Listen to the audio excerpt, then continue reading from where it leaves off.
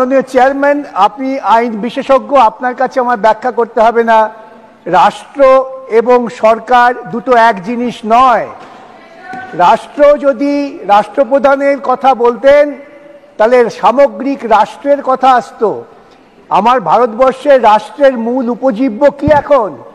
তা হচ্ছে ভারতবর্ষের সাধারণ মানুষ যারা দৈনন্দিন জীবন জীবিকার জন্য লড়াই করছেন।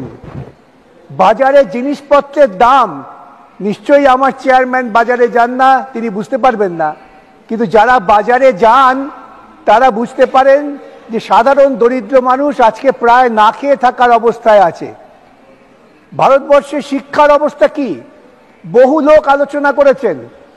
আজকে পরিকল্পিত উপায়ে ভারতবর্ষের শিক্ষা ব্যবস্থাকে ভেঙে চুরে প্রাইভেটাইজ করার পরিকল্পনা হচ্ছে।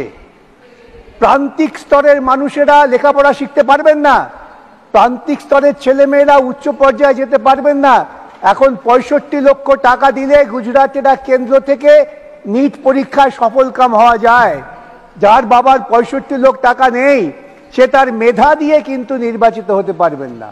এবং দুর্ভাগ্য আমার, আমি পশ্চিমবঙ্গ থেকে বলছি যে এই রোগ পশ্চিমবঙ্গ ঢুকে পড়েছে।